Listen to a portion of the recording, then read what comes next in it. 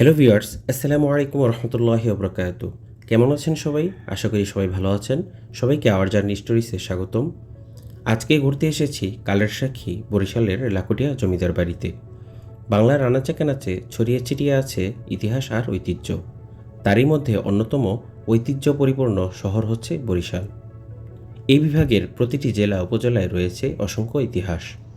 এর মধ্যে বরিশাল শহরতলির খুব কাছাকাছি রয়েছে 400 বছরের পুরাতন লাকটিয়া জমিদার বাড়ি।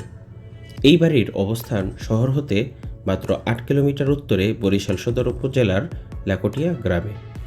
রক্ষণাবেক্ষণের অভাবে বরিশালের এই জমিদার বাড়িটি এখন পরিত্যক্ত ভুতুড়ে বাড়িতে পরিণত হয়েছে। অথচ বাড়িটিকে ঘিরে রয়েছে প্রায় 400 বছরের পুরাতন ইতিহাস। এখানে রয়েছে দৃষ্টিনন্দন মঠ, সুবিশাল দিঘি, মাঠ এবং কারুকার্যমণ্ডিত জমিদার বাড়ি। এই ঐতিহ্যবাহী জমিদার বাড়িটি অবহেলিত থাকলেও পর্যটকদের আনাগোনা থাকে সারা বছর জুড়েই। অথচ সংস্কারের মাধ্যমে এটা হতে পারে বরিশালের অন্যতম পর্যটন কেন্দ্র। জমিদার বাড়ির শিলালিপি থেকে জানা গিয়েছে প্রায় 1700 সালে রূপচন্দ্র রায়ের ছেলে রাজতন্ত্র রায়ের হাত ধরেই ইট, পাথর আর সুরকির গাঁথনিতে নির্মাণ করা হয় লাকটিয়া এই জমিদার বাড়িটি। 400 বছরের পুরাতন এই বাড়িটির দৃষ্টিনন্দন নির্মাণশৈলী ও কারুকার্য ইতিহাসে জায়গা করে নিয়েছে। জমিদার বাড়িটি এখনও থাকলেও নেই জমিদার বাড়ির সেই জমিদারি, নেই কোনো উত্তরসূরিও। জমিদার বংশের শেষ উত্তরসূরি দেবেন রায় চৌধুরী বহুকাল আগেই সপরিবারে কলকাতায় চলে যান এবং সেখানেই তার মৃত্যু হয়। বর্তমানে প্রাসাদের অনেক অংশই ধ্বংস হয়ে গিয়েছে, ভবনগুলোতে শ্যাওলাও পড়ে গেছে। এখানে প্রায় প্রতিদিন শত শত মানুষ ঘুরতে আসছেন, কেউ কেউ পরিবার পরিজন নিয়ে বনভোজনের আয়োজনও করেন।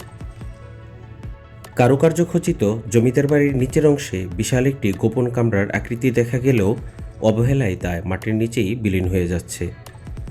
ইতিহাস ঐতিহ্য খ্যাত এই জমিদার বাড়িতে প্রতিদিন সকল বয়সের মানুষের ভিড় লেগেই থাকে। সরকারি উদ্যোগে জমিদার বাড়িটি রক্ষণাবেক্ষণ করা না হলে শীঘ্রই পুরা বাড়িটি বিলীন হয়ে যাবে। অথচ সংস্কারের মাধ্যমে এই বাড়িটি হতে পারে বরিশালের অন্যতম পর্যটন কেন্দ্র।